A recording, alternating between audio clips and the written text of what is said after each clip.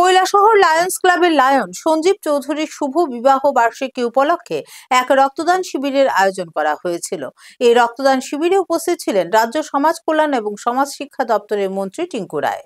শনিবার কৈলাসহর লায়ন্স ক্লাবের লায়ন সঞ্জীব চৌধুরী ও ওনার স্ত্রী কাকুলি রায়ের শুভ বিবাহ বার্ষিকী উপলক্ষে এক রক্তদান শিবিরের আয়োজন করা হয়েছিল। পাশাপাশি বিবাহ বার্ষিকীকে সামনে রেখে কিছুদিন আগে দুটি বিভাগে দাবা প্রতিযোগিতারও আয়োজন করা হয়েছে।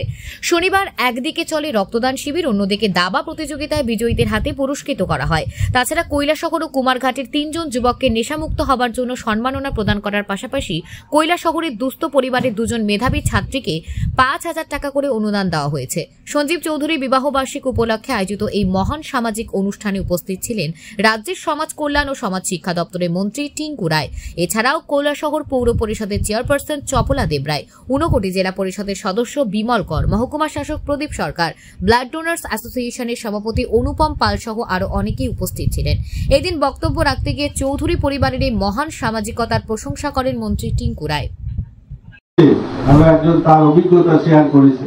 আপনারা জানলে খুশি হবেন, রাজ্য সরকার এই নেশামুক্ত নিয়ে খুব সচেতন এবং অনেকগুলো কাজ করছে।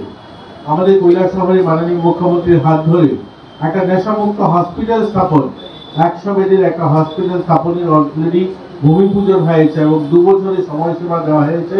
2 বছর ওই 100 বেডের হসপিটালটা কমপ্লিট হওয়ার জন্য। এটা শুধু কৈলাসহরে নয়, আপনারা শুনলে এটা আপনারা হয়তো ভাববেন এরকমও হচ্ছে। শুধু কৈলাসহর নয়, প্রত্যেক জেলাতে এরকম হসপিটাল স্থাপন হচ্ছে। পাশাপাশি একটা রাজ্যভিত্তিক বিশ্রামগঞ্জে 100 কোটি টাকা খরচা করে একটা বড় হসপিটাল, একটা পরিকাঠামো নেশা মুক্তির জন্য করা হচ্ছে। আর আমাদের সরকার, আপনারা জানেন, খেলাধুলা, আমরা জানি যে নেশা মুক্ত তখনই সম্ভব যখনই ছেলেমেয়েরা মাঠমুখী হবে। মাঠে যখন তারা নামবে, যখন মাঠের সঙ্গে যত বেশি সম্পর্ক রাখবে, তত বেশি নেশার থেকে বাইরে থাকবে ছেলেমেয়েরা। এর জন্য দেখুন, আমাদের এই কৈলাসহর মহকুমায় অনেকগুলো মাঠের কাজ শুরু হয়েছে। কৈলাসহর, কুমারঘাট মহকুমা সহ যদি আমরা দেখি, ইতিমধ্যে দেখুন ডলুগাঁও মাঠের কাজ শুরু হয়েছে। আমাদের ফটিকরায় মাঠে 6 কোটি টাকা, আমরা সুইমিং পুল সহ মাঠ নির্মাণের জন্য 6 কোটি টাকা দিয়েছি আমরা সেখানে। আমাদের শ্রীরামপুর মাঠ নির্মাণের জন্য আমরা অর্থ দিয়েছি, তিলাবাজার মাঠের জন্য অর্থ দিয়েছি।